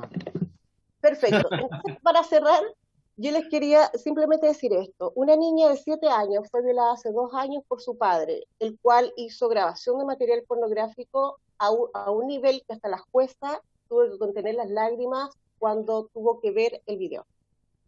Esa niña me pidió que el papá nunca salga de la cárcel. Hoy día tiene 9 años. Me dice, tía, y todavía no se cierra ese proceso judicial. Nosotros somos un voluntariado que estamos ahí para lograr las condenas más altas, pero ¿de qué le sirve a esa niña que yo le diga logramos 15 años de cárcel para este tipo, si a los 7 años no tengo idea si va a salir cuando ella tenga 14, cuando ella tenga 16 años? Por eso, cuando tome las decisiones de cómo visualizar este problema de las libertades condicionales, recuérdense que hay una niña de actuales 9 años que está esperando que su violador, su papá, no salga sin al menos enterarse. Eso es lo que tenía que decirles y muchas gracias por la invitación. Gracias, Janet, por tu exposición y, bueno, por tu experiencia defendiendo a víctimas, que se agradece porque son personas que no tienen la posibilidad de tener un abogado, y en este país, lamentablemente, quien tiene recursos pareciera ser que tiene una defensa o una protección distinta al sistema jurídico, sistema penal que quien no tiene. Y eso obviamente que es lamentable, y la Defensoría de las Víctimas, en la medida que salga como tiene que salir, va a ser una gran ayuda. La palabra, diputados, diputadas. Ya, sí, yo quisiera hacerte una pregunta, Janet, considerando tu experiencia, obviamente, con víctimas, y en este caso puntual de Hugo Bustamante, con las primeras víctimas de Hugo Bustamante. En ese sentido, la visualización de las víctimas, que a nosotros nos queda claro que está al debe en nuestro sistema procesal penal, y que al parecer la palabra víctima está muy pocas veces tratado. Y obviamente que eso afecta a la visualización y que se le tomen en consideración a raíz de las consecuencias que puede provocar la libertad condicional de reos tan peligrosos como el de Hugo Bustamante. Pero mi pregunta va dirigida a cómo hacemos para mejorar esto respecto a la visualización de la víctima y respecto a de qué manera ella puede participar en el proceso de libertad condicional, porque el otro día Karin Hein de Amparo y Justicia nos da algunas ideas, y yo quisiera consultarte a ti qué te parecen. Primero, como ocurre en otras partes del mundo, como en Estados Unidos, por ejemplo, que se escucha a las víctimas. Bueno, se habla del Tribunal de Ejecución de Penas, que es algo que debería ser, obviamente, sería un importante avance, pero ¿qué hacemos mientras tanto? El tema de escuchar a las víctimas dentro del proceso de libertad condicional podría ser, dentro de los requisitos. Obviamente que ahí tendría que cambiar todo el sistema como está funcionando la operativa de la Comisión de Libertad Condicional. Lo otro, respecto a la representación, a la notificación y a la representación jurídica, porque si no es por fundaciones como las que tú representas, la víctima no tendría defensa en un eventual recurso de amparo ante la Corte de Apelaciones. Es decir, el interno tendría un abogado patrocinado por el Estado para apelar, para ir de amparo respecto a aquella resolución que le negó la libertad condicional, pero la víctima no tendría. ¿Cómo solucionamos eso? ¿Es posible a través de la Defensoría de las Víctimas engancharlo por ahí, o ocupamos otra herramienta? Y lo otro, respecto a la libertad propiamente tal del interno. Cuando, tú lo decías bien, cuando la víctima tiene que refugiarse, cuando una persona condenada por homicidios tan graves recupera la libertad. Y pongo el ejemplo de Bustamante, que me acuerdo que la acusación constitucional lo vimos, en que las víctimas tuvieron que cambiarse incluso de domicilio. Tuvieron que cambiarse de domicilio porque tenían temor incluso de subirse a una micro y tener la posibilidad de encontrarse con él, por temor a la represalia. Entonces, eso se vive muy comúnmente, y no es atípico ver que las víctimas tienen un temor real de poder ser objeto de represalia. Entonces, ¿cómo abordamos aquello? Porque eso, de alguna manera, es difícil es difícil de limitar la libre circulación o libre desplazamiento de un interno que tiene la libertad condicional recuperada. Entonces, ¿cómo lo hacemos para proteger a las víctimas y también, obviamente, que los internos puedan cumplir con su libertad condicional como corresponde, obviamente que mejorando el sistema como está funcionando hoy día? A ver, a los pedófilos en Alemania les hacen un seguimiento por 10 años después de de que salen en libertad, ya sea por la libertad condicional o una vez que cumplen sus condenas. Existen, evidentemente, este registro, ¿cierto? Ya está el registro de personas que son condenadas por delitos graves en contra de niños, pero todo esto no es suficiente. Ustedes entenderán que si no somos capaces de hacer rondas diarias para proteger a personas, a mujeres que han hecho denuncias por violencia intrafamiliar y después terminan siendo asesinadas porque no tuvimos cómo protegerlas, este seguimiento, permítanme decirles que me cabe bastante duda que seamos capaces de seguir a personas que han sido condenadas y que son realmente un peligro para la sociedad completa, no solo para las víctimas. Esperemos que el delegado de libertad condicional funcione, se prepare y ojalá en eso también vamos a estar para colaborar.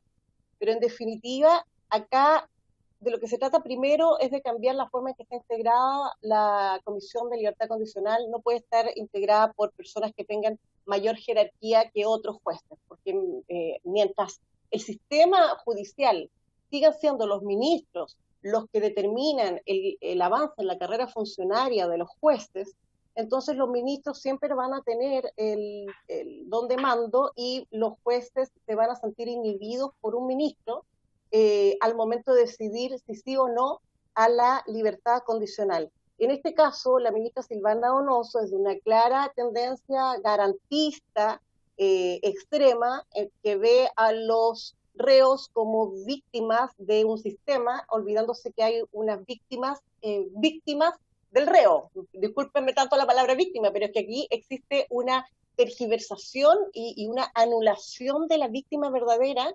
y se colocan los derechos del imputado y del reo por sobre los derechos de las víctimas, que nos parece que es el primer gran problema. El primer problema está en la comisión integrada por jueces, que tiene que cambiar, tiene que estar integrada por jueces del mismo rango, que elijan ellos, todos ministros, todos jueces de primera instancia, pero del mismo rango y siempre en número impar. Lo segundo es que no debiera existir la posibilidad de que un reo que no tenga beneficios, que no esté aprobado por Gendarmería, vaya a la comisión, o sea, que se presente su antecedente para solicitar la libertad condicional. Eso también requiere una modificación legislativa, pero estimamos que es el momento de realizar esas modificaciones, porque es la fórmula en que podemos hacer justicia, acercar la justicia a esas víctimas. No es posible que yo me tenga que encerrar porque mi papá violador salió a la calle y va a ir a matar a mi mamá porque también le pegaba a mi mamá. No puede ser que yo sea la que me tenga que encerrar porque otra persona salió en libertad sin estar en condiciones de ser reinsertado socialmente. Recordemos, por favor, que acá hubo Bustamante, los informes de Gendarmería, que conocieron las relatoras, que estudiaron esos informes, dijeron claramente que no tenía conciencia de su delito. Bustamante declaró ante la prensa que él volvería a matar. Entonces, ¿qué más prueba quería la señora Donoso y el resto de los jueces para decir que eran un peligro para la sociedad completa? Y Ámbar tuvo que pagar las consecuencias de la falta de criterio, digámoslo de alguna manera, de quienes decidieron en esa ocasión. Tuvo la oportunidad Alejandra y su familia, un padre que perdió a su hija y a su nieto, que hoy día cumplió 101 años hace poco. Tuvieron la oportunidad de recurrir, de amparo, de recurrir contra la resolución de la comisión para decir, por favor, revoquen esa decisión. No tuvieron, porque no tenían el 2016 un abogado gratuito o alguien que los guiara de cómo hacer un papel, por último, porque si no se requiere abogado para estos casos, podrían haber redactado un papel y no lo tenían. Entonces, primero, modificar la conformación de la comisión en la forma en que señalé, integrada por jueces o ministros de la misma jerarquía. Segundo, modificar en el sentido de que los delitos graves como la violación y el asesinato o el femicidio no puedan pedir la libertad condicional si es que no hay un informe favorable de Gendarmería que acredite que puede ser reinsertado. Tercero, el abogado de las víctimas es fundamental. Se debe notificar a la víctima de que X persona pidió la libertad condicional, se debe notificar y se debe dar una audiencia separada a la víctima. Y en esa audiencia también se debe decir que tiene derecho a un abogado, puede ir sola, pero que también tiene derecho a un abogado que si no tiene cómo solventarlo, debe pagárselo el Estado. Y en ese sentido, en forma paralela a esta comisión, tener una buena ley del defensor gratuito a las víctimas o de la Defensoría de las Víctimas es vital. Si sacamos una mala ley, las víctimas, y cuando hablo de víctimas nos incluye a todos nosotros, ¿no? O porque hacemos el papel de víctima o de victimario, y espero que todos nosotros seamos siempre las víctimas en estos casos o potenciales víctimas. Bueno, estas potenciales víctimas, si nosotros tenemos recursos, vamos a colocar a nuestro propio abogado y lo vamos a pagar y quizás llamemos al abogado más caro en Chile. Pero el resto de la sociedad no tiene, y lo que espera el resto de la sociedad, de todos ustedes los legisladores, lo que esperamos es que coloquen el foco en aquello, es decir, que la Defensoría de las Víctimas de verdad defienda a las víctimas y no sea un simple papeleo que las víctimas tengan que seguir recurriendo a ONGs o fundaciones privadas para cumplir con la labor que el Estado no ha sido capaz de cumplir. Por lo tanto, la modificación legal en torno a que la víctima debe ser notificada de cualquier medida que implique la libertad del reo, ya sea por los beneficios intrapenitenciarios o por la libertad condicional, y se le debe dar una audiencia. Fijar una audiencia intermedia para que sea oída, señor presidente, es fundamental, porque al menos le damos la posibilidad de ser escuchada, posibilidad que no han tenido nunca en todos estos años. Y el abogado de la víctima definitivamente tiene que estar, y no deberíamos esperar una ley, porque el hecho que esto está consagrado en el artículo 3 de la Constitución, señor presidente, que asegura a las víctimas el mismo derecho del imputado a tener un abogado para que defienda sus derechos, si es que el Estado, y si no tiene los recursos, el Estado debe procurárselo. Por lo tanto, hoy día es un deber asegurar ese abogado, y bueno, las municipalidades o el Estado deberían hoy día, en el intertanto sale la ley, procurar ese abogado para las víctimas. Entonces, modificación legal de la comisión, modificación legal para que las víctimas sean escuchadas y para que tengan el abogado a las víctimas. Y si ustedes me preguntan a mí, definitivamente, los pedófilos, que son todos los que cometen delitos de violación, estupro contra menores, deberían tener un seguimiento, y si es necesario, con estas bandas que detecte cuando se acerca a un lugar donde hay niños, o bien, incluso, si quieren someterse voluntariamente a algún tipo de tratamiento de rehabilitación respecto a los pedófilos, porque hay algunos que saben que son pedófilos y no pueden evitarlo, pero quieren someterse a un tratamiento para poder incluso ser castrados. Eso existe en otros países, en Chile no, tenemos mucho que avanzar, pero ese es el llamado, amigas y amigos, y estimados diputadas y diputados, si no queremos que tener más ámbar, tener más Lisset, tener más psicópatas, y llenarnos de leyes con nombre, si sabemos, hay un solo nombre, la ley de las víctimas. Ese debería ser el nombre global de todas las leyes que hemos tenido que ir sacando en forma parcelada. Eso es, presidente.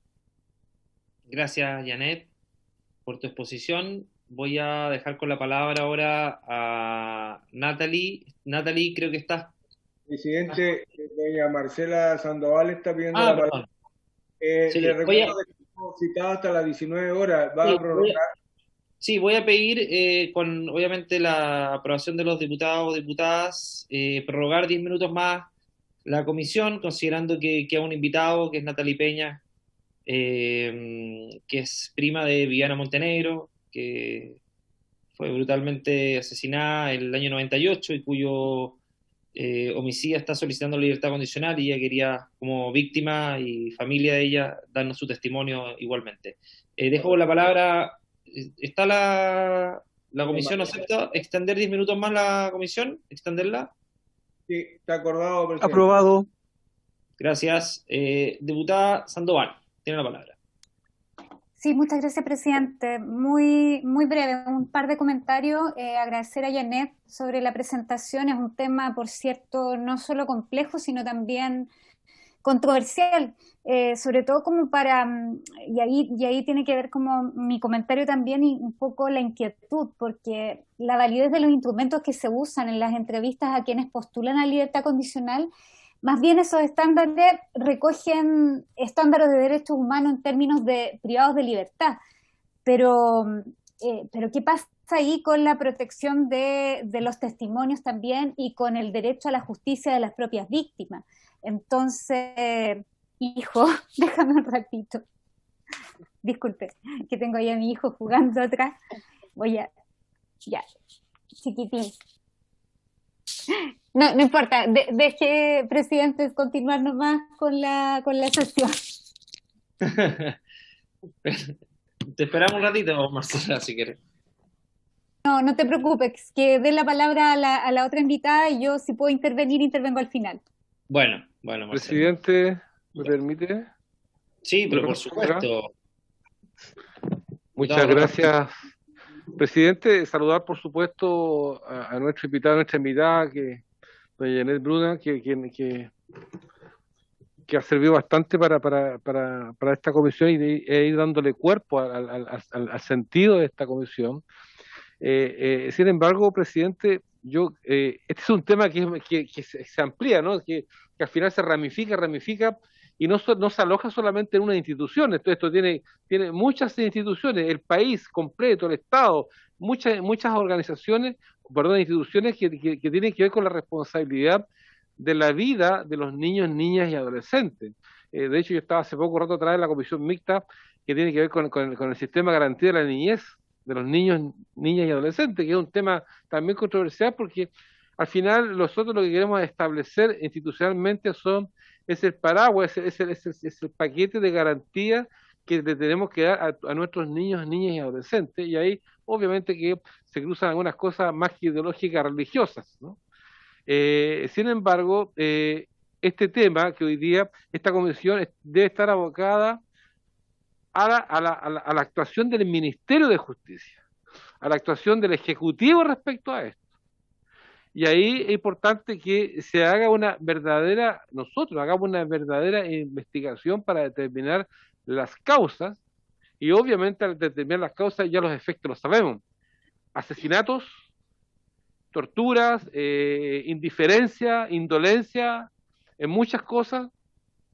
A mí me tocó vivir un caso, por ejemplo, no sé si ustedes recordarán, hace muchos años, ustedes son mucho más jóvenes que yo, pero en Arica se cometió un tremendo crimen de dos jóvenes pololos que estaban en la playa y 3 peruanos los secuestraron, se los llevaron a un sitio eriazo, los violaron, los mataron y luego le dieron cadena perpetua, estas cadenas perpetuas entre comillas, en la ciudad de La Serena, y luego lo dejan libre. Imagínense, el papá se llegó a morir cuando lo vio al padre, vio al asesino de su hijo, perdón.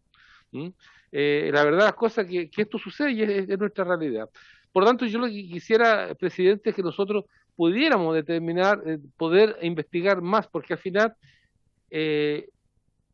injusticias se cometen todos los días, injusticias que desembocan y terminan en crímenes, injusticias que son las víctimas que tienen que enfrentarse en la calle o en la vía pública, o tienen que saber que el victimario está libre.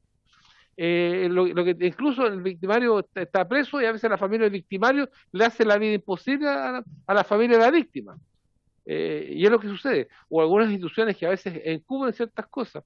También está el hecho de que hoy día, y esto tiene una génesis, de otras cosas que nosotros cometemos. Yo, por ejemplo, respecto ahora que se tocó el tema de tribunales, en el caso de, obviamente, esto sucedió en esta ciudad, Valparaíso, pero también sucede en otras regiones. Suceden estas cosas. Yo vivo en Arica, yo soy de Arica, donde tenemos poco acceso digamos, a la justicia. Y ahí quiero decirle, por ejemplo, típico de las ciudades hoy día, Arica, Iquique, Antofagasta, que son ciudades que son de pasadizo para el narcotráfico, donde obviamente son víctimas los niños y niñas y adolescentes en el tráfico de drogas, donde se convierten en consumidores, los convierten en consumidores. Y eso significa un tremendo daño y matarle gran parte de su vida. Ya entregarle el destino por el cual tienen que seguir. Entonces los niños cuando llegan donde el juez o a la jueza, le dice, no, este niño tiene que irse a un centro de desintoxicación. Y mira cómo se colisión los derechos de los niños. Pescan a un niño de Antofagasta de Arica, voy a hablar de Arica, mi ciudad, así como usted ha hablado del paraíso, pescan a un niño de Arica, no, esta niñita, 14 años, 15 años, ya, drogadicta, enferma por la droga, la toma a la niña y se la mandan a Iquique. A Iquique, la niña no hay un centro especial para niños, no, la internaron en el psiquiátrico, porque la niña no se puede internar, la sacaron de su familia porque se supone que en el proceso de desintoxicación, en todo este proceso de rehabilitación, tiene que haber un acompañamiento afectivo de la familia, no, la separaron de la familia y punto.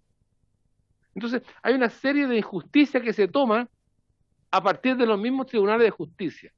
Y eso, obviamente, hay casos tan graves como el que estamos analizando hoy día, que ha sido un caso que ha golpeado bastante a todo el país. Y por lo tanto, yo por eso, presidente, yo creo que acá nosotros debiéramos hacer un poquito más profunda esta comisión, pero lo que tenga que ver con la investigación y la responsabilidad que el Estado, no estoy hablando por si acaso que se siente herido del gobierno, estoy hablando del Estado de Chile, que ha sido indiferente, ha sido indolente, a veces justamente en el actuar que han tenido algunas autoridades. Por lo tanto, a mí me parece importante sería eso, porque los jueces van a actuar según la ley que les lleguen, y ellos siempre van a tener la excusa, ¿ya? Y esta comisión fue hecha justamente para investigar lo que el Ministerio de Justicia, y en esto, obviamente, que dentro de las conclusiones, presidente, me ha hecho adelantar algo, y yo creo que en eso vamos a estar de acuerdo. Es que nosotros presentamos un proyecto de ley simple, un proyecto de ley que se exceptúan de la libertad condicional toda persona que cometa algún delito sexual, alguna tortura, característica de pedófilo, que tenga este tipo de connotación, que estas personas no van a tener derecho ni siquiera a que se les reconsidere, por mucho que se reinserte, que muchos hayan mostrado signos de cambio. No, nosotros tenemos que velar justamente por la seguridad, velar por la tranquilidad y velar por la recuperación de las personas que pueden, ¿cierto? Después de un hecho tan traumático de esto. Así que a mí me parece, ojalá que pudiéramos, diputado Alonso, presentar un proyecto, una moción parlamentaria en la cual nosotros decimos, ¿sabe qué? Acá no tienen derecho a la libertad condicional bajo ningún punto de vista. La condena se cumple efectivamente como corresponde. Punto. Eso, señor presidente. Gracias, diputado Rocafull. Estoy absolutamente de acuerdo con usted. Hay algunos problemas con eso, lo hemos estado revisando, pero hay varios proyectos en ese sentido, pero yo comparto su apreciación final, sobre todo. Pero conversémoslo, porque hay algunos temas con tratados internacionales que es necesario revisar, principalmente por el principio resociabilizador de la pena, y eso es lo que nos ha impedido de alguna manera este Congreso avanzar en medidas de ese tipo.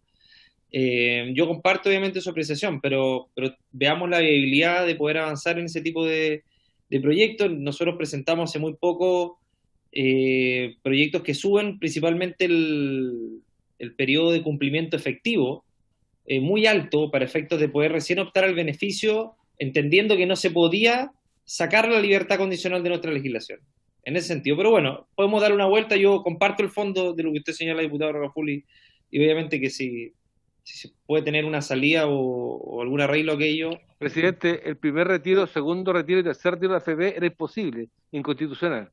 Y yo creo que hoy día nosotros, en la sociedad que estamos viviendo, creo que hay que buscar la manera o la alternativa de justamente darle un castigo efectivo y que nuestra sociedad pueda vivir por lo menos libre de estos gallos. Totalmente de acuerdo, totalmente de acuerdo. Por eso, veamos en seguridad. Tenemos conversado ya con el diputado Raúl Leiva, que preside la Comisión de Seguridad, para poner en tabla distintos proyectos que modifican el 321. De hecho, son 4 proyectos y apuntan todos en ese sentido, a ser un poquito más riguroso y establecer mayores requisitos para poder acceder a la libertad condicional en delitos tan terribles como los que tienen que ver con delitos de homicidio, con violación y todos los delitos de alta penalidad en nuestra legislación. Por lo tanto, compartiendo el fondo, diputado Rocafull, me parece que estamos de acuerdo en ese punto. De hecho, los proyectos los suscribieron varios diputados socialistas, así que me imagino que van en la línea de lo que usted también señala. Así que vamos a... Solo un comentario para terminar. Sucede que una de las opciones, ¿verdad?, reconociendo que los tratados internacionales impiden sacar la libertad condicional de los delitos, es lo que había señalado de que cualquier persona, cualquier reo que no haya obtenido informe favorable de Gendarmería, derechamente no puede postular a la libertad condicional como lo hizo Bustamante pese a tener informe negativo. Lo segundo es que tengamos también el cuidado de que hoy día las víctimas están pidiendo a gritos la pena de muerte, porque prefieren la pena de muerte a encontrarse en 10 años más con un asesino o con un violador. O sea, eso ha llevado, el desbarajuste del sistema ha llevado a que la sociedad empiece a hablar de nuevo de la pena de muerte. Y eso es es tremendo, digamos, enfrentarnos como sociedad a volver a hablar de esto, dado que señores como Hugo Bustamante terminan matando a niñitas de nuestra sociedad. Y lo tercero, en definitiva, es subir la penalidad de los delitos, porque en este último caso con el que yo cerré mi exposición, estamos luchando con la fiscal para lograr acumular la mayor cantidad de pruebas para intentar una cadena perpetua y así asegurar que al menos va a pasar 20 años en la cárcel. Si no logramos eso, vamos a lograr 10 años y por lo tanto él va a pedir libertad condicional, el papá que violó a su hijita, en 5 años. Y eso es cruel, por lo tanto, la otra alternativa es subir la penalidad a este tipo de delitos, cosa de asegurar a la niña, adolescente que fue violado o que fueron asesinados, que cuando pide la libertad condicional van a haber pasado muchos más años que los 5 que pasaría ahora si es que no logramos una pena mayor en este caso que yo les comentaba. Solo eso, presidente. Gracias. Sí.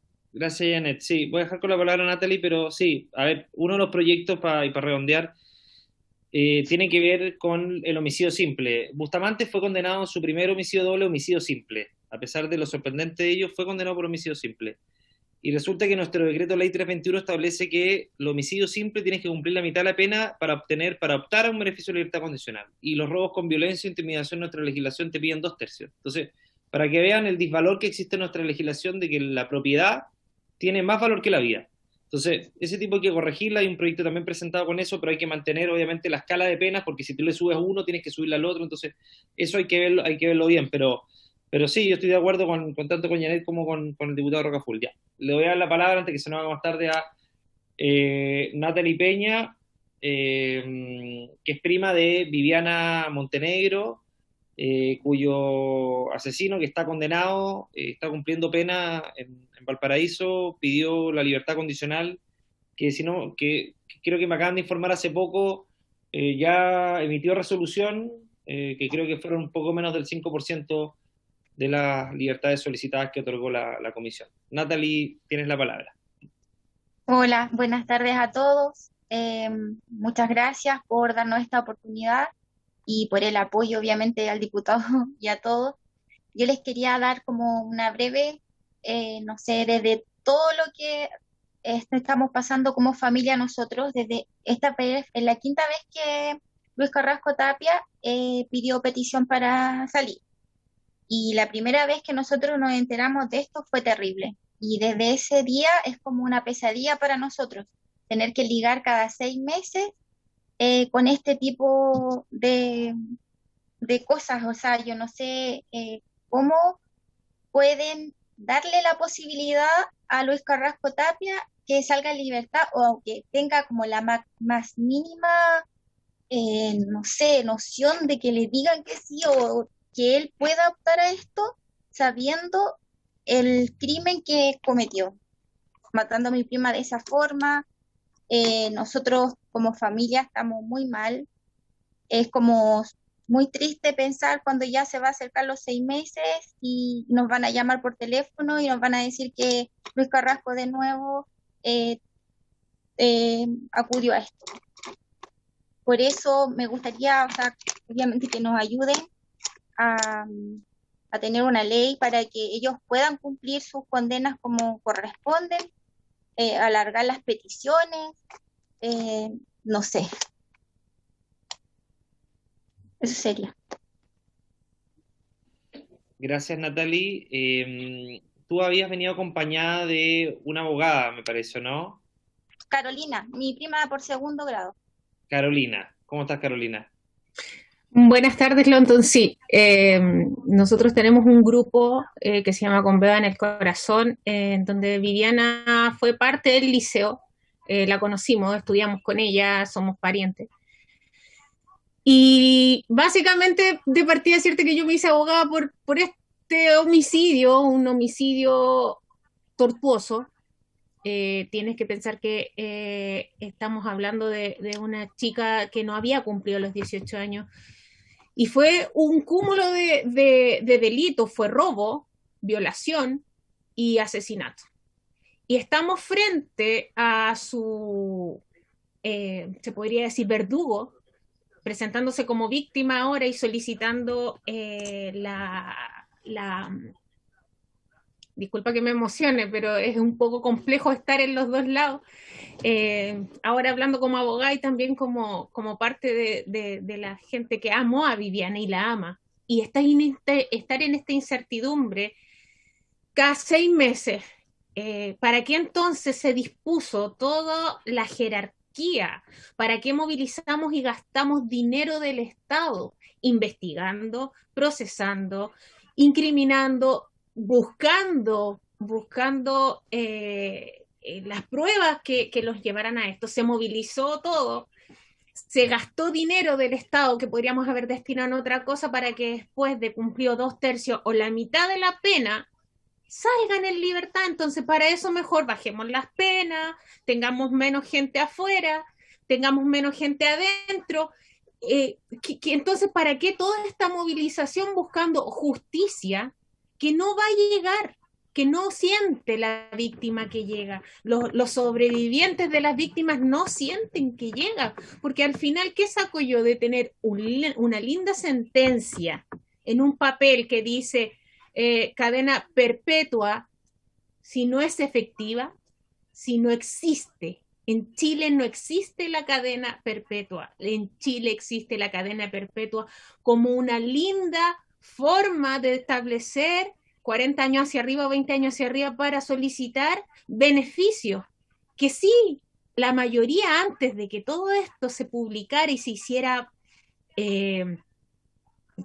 más público y las redes sociales estallaran, existía una gran cantidad de gente que salía sin importar el delito. Y tenemos también que entender que para muchos casos, y esto es conocido incluso dentro de la jerga, en el ejercicio de la profesión de nosotros como abogados. ¿Va a prorrogar nuevamente la sesión? 5 minutos nomás, yo te pido, diputado. Tiene el micrófono apagado. Tiene el micrófono apagado. Perdón. La prorrogamos hasta el término de la exposición de Carolina. ¿Están de acuerdo, diputadas y diputados? ¿Hay acuerdo, presidente? Gracias. Carolina, tiene la palabra. Es conocido en la jerga, te lo estoy hablando ahora como abogada, que en la jerga solo se dice, mira, cuando tú te comunican anticipadamente que si te portas bien, que si cumples ciertos requisitos, vas a poder estar a puertas de volver a salir. El reo se predispone para cumplir con los requisitos que se requieren para esta salida. Se despliegan conductas positivas, que se interesa ahora, cuando estaba afuera, ahora que se encuentra encarcelado, le baja justamente ahora el querer aprender un oficio, un trabajo, incluso todos sabemos que se adscriben a las religiones para tener mejor acceso a otras cosas y estar resguardados por los delitos de lesa humanidad que a veces cometen a niños, a mujeres y en distintas violaciones se resguardan dentro de la religión en la cárcel para que no sean sujetos de violación ellos mismos también. En este sentido, vemos entonces que se despierta el ánimo ahora de amoldarse a un patrón de conducta decorosa que difícilmente, entre comillas, lo va a hacer rescindir, y vemos que esta pena punitiva encontró una reinserción, encontró para lo que el derecho es que esta persona se encaminara.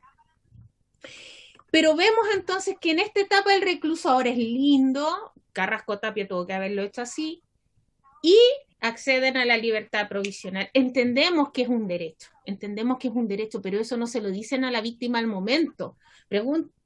El tío murió esperando justicia para su hija, murió solo de un ataque cardíaco, esperando justicia para Viviana, y yo creo que si ahora él supiera que el asesino de su hija de 17 años, hija única por lo demás, va a salir libre, capaz que ahora hubiese muerto el tío, ahora, del dolor que le causó la muerte de su hija única. Por lo tanto, justicia, hay, como decía yo, en un lindo papel, esta sentencia que es, como se dice en coloquial, un saludo a la bandera, porque en específico, como decía el diputado, no existe.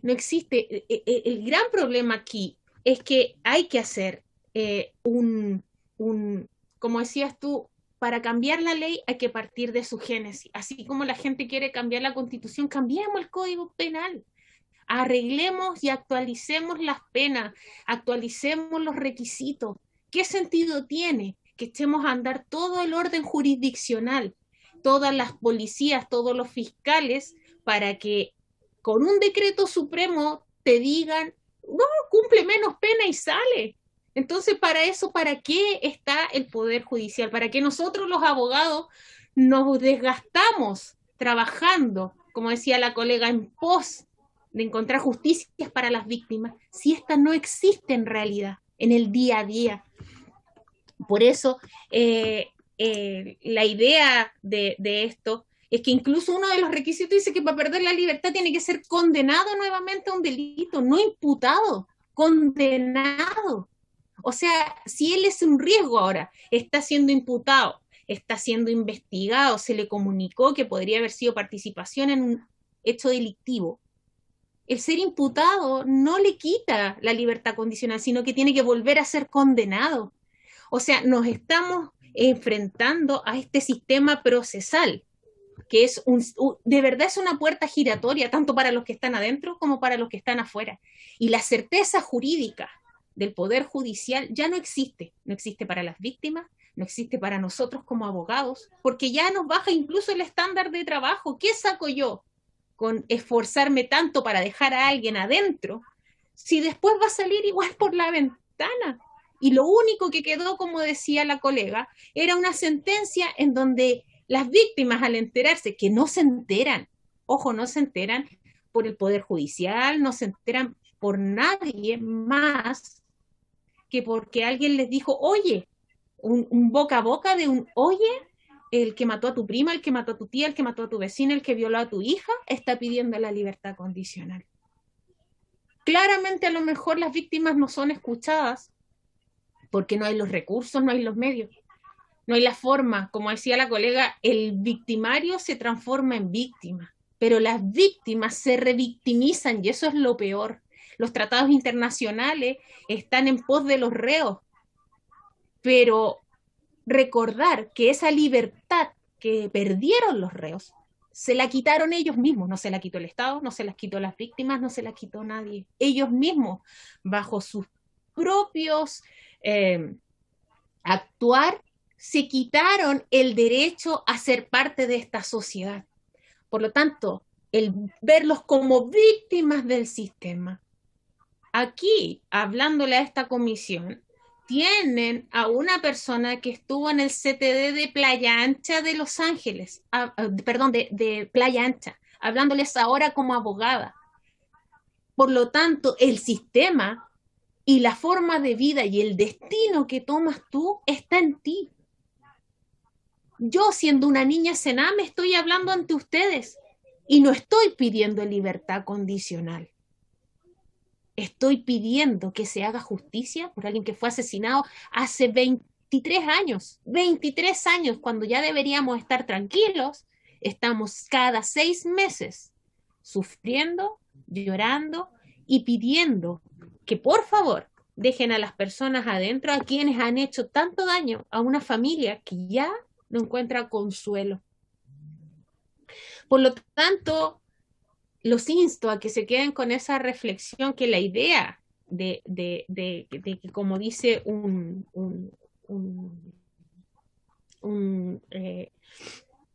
coloquial abogado, dice que si humanamente se pudiera comprobar sin temor a error que la corrección del reo, no habría forma alguna de dudar en liberarlo en una forma definitiva, pero la corrección es simulada. Y debemos estarlo teniendo bajo el ojo de viendo que si realmente cambió. El tema aquí es el siguiente, que no tenemos un gendarme para cada uno. Como decía la comisión, lo vemos una vez a la semana, una vez al mes, pero y en el transcurso del tiempo, ¿qué hace? No lo vemos, no lo sabemos y terminamos por las noticias viendo que cometió otro delito del cual una comisión dijo que podía volverlo a cometer. ¿El error dónde está? ¿En la ley? ¿En los ejecutores? ¿En los que persiguen? ¿O en nosotros mismos? Que en pos de los derechos humanos hemos deshumanizado a las víctimas, hemos deshumanizado incluso a los poderes del Estado.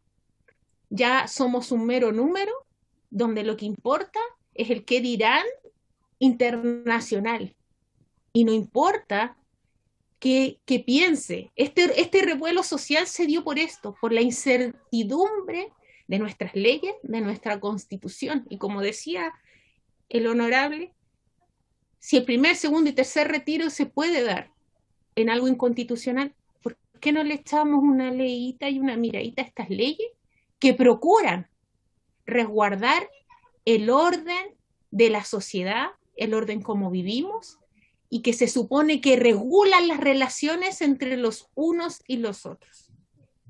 Eso por esta parte, honorables, muchas gracias por recibirnos, muchas gracias por escucharnos, y muchas gracias por, sobre todo, por poder hacer a lo mejor una carga menos esta revictimización cada 6 meses.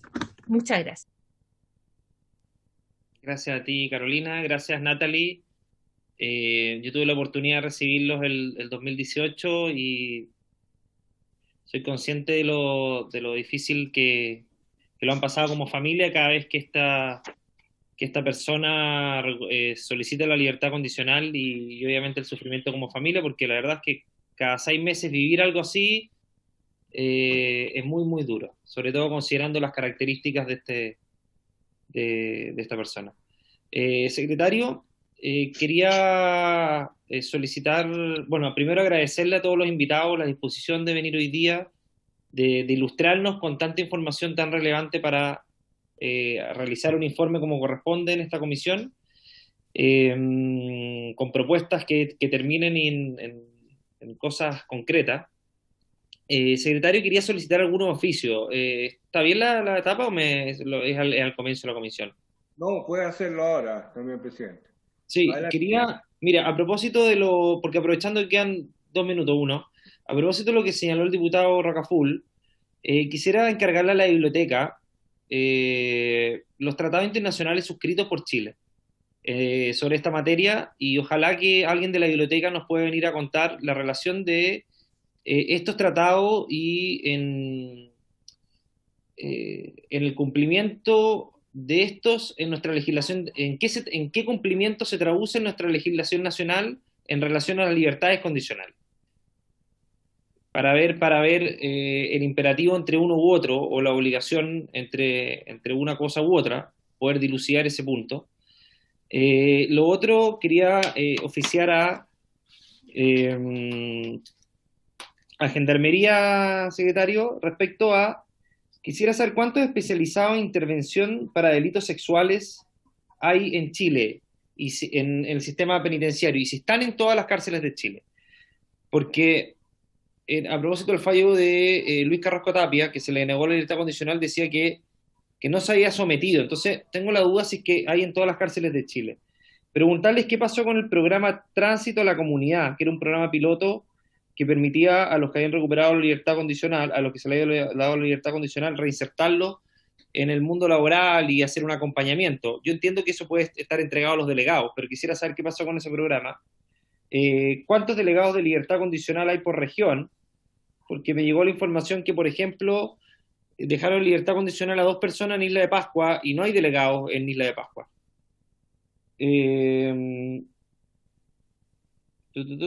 Eso por el momento. Eso, secretario. Y si es que los delegados de libertad condicional, si los oficios que realizan los internos en los recintos penitenciarios se traducen después, van de la mano, o existe una reincorporación al mundo laboral en relación a tales oficios por parte de los delegados, en este caso de libertad condicional. Es decir, hay un acompañamiento y hay una intervención en el mundo laboral en relación a esos oficios y qué cantidad o porcentaje de internos que se les da la libertad condicional realizan oficios dentro de los recintos penitenciarios. Eso, secretario. Así se acuerda con la comisión. Sí, así se acuerda. Acordado entonces, presidente. Muchas gracias. Y bueno, agradecerle una vez más a los invitados y por haberse cumplido el objeto de la sesión. Esta se levanta.